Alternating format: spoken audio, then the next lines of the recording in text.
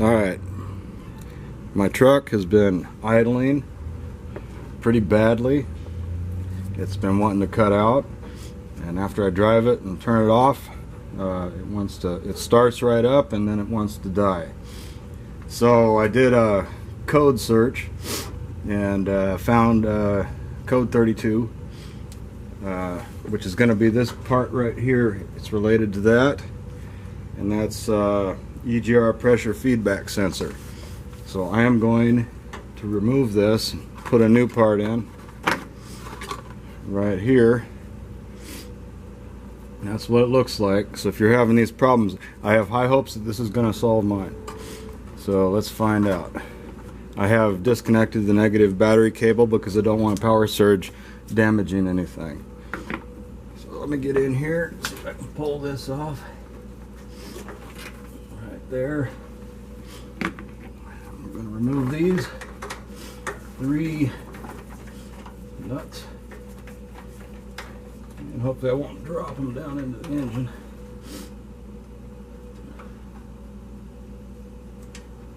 Try to make this as quick as possible. We'll test this out and see what happens.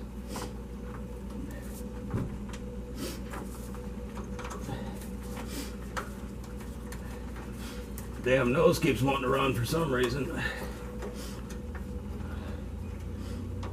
Some kind of allergy or something out here. Which I don't normally suffer from allergies. Alright. Working on the last one.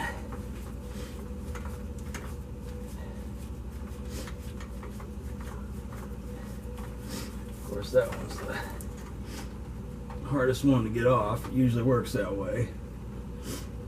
Last one you go to will either be stripped or something else. Luckily it wasn't stripped. Let's go ahead and pull that out of there and take a look at that.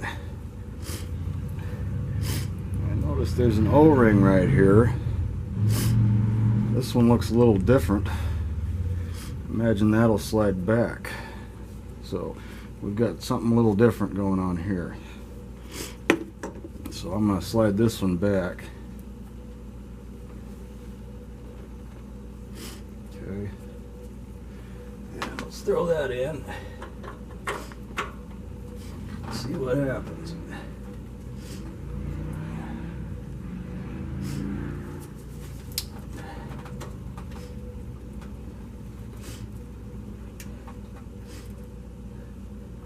I can line the son of a bitch up.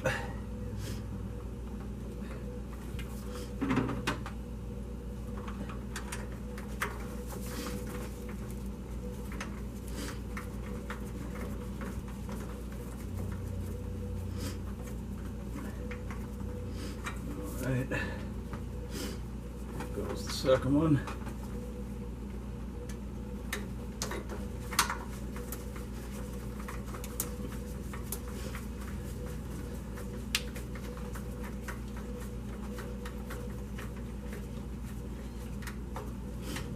And the final one. This will probably be the one I drop.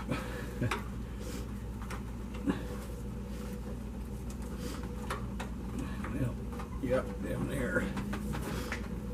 Let's line that up again. Got our frickin' hose is in the way a little bit here.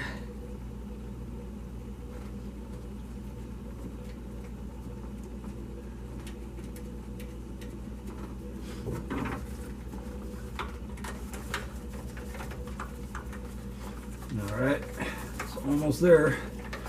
Plug it in, reconnect the battery, and we'll fire it up and see what happens. And I did notice my negative battery cable was a bit loose too, so that doesn't help anything.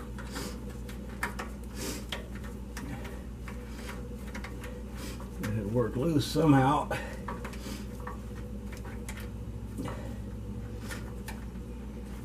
don't want to over tighten these, but I don't want them too loose either. Alright.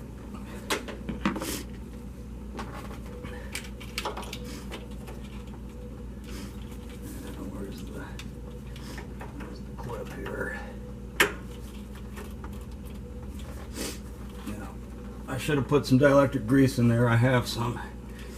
that I just picked up, but we'll try it without it first. Hopefully the connections are on there good. So let me go reconnect that battery and we'll fire this truck up and see what happens.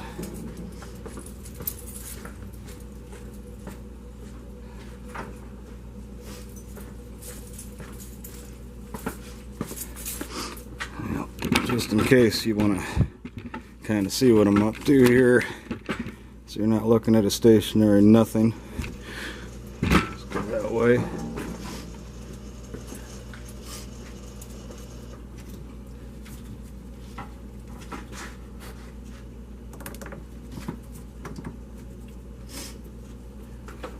I don't like to have that spark, or really you ought to have safety goggles on or something when you're doing this.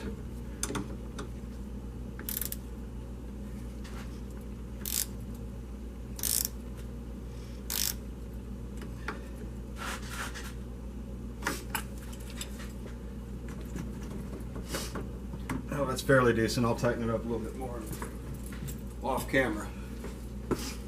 But let me go ahead and get over here and let's start this engine up. See what happens. Zoom out some. Alright.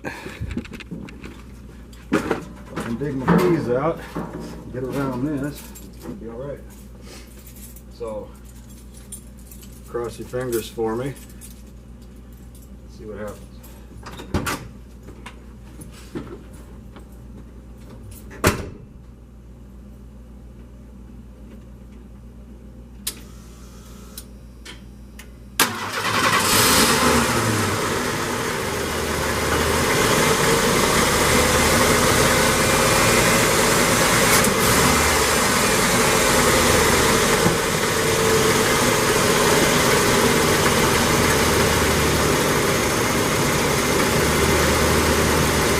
Hear a little fluctuation at the moment, but already it's one hell of a lot better than it was.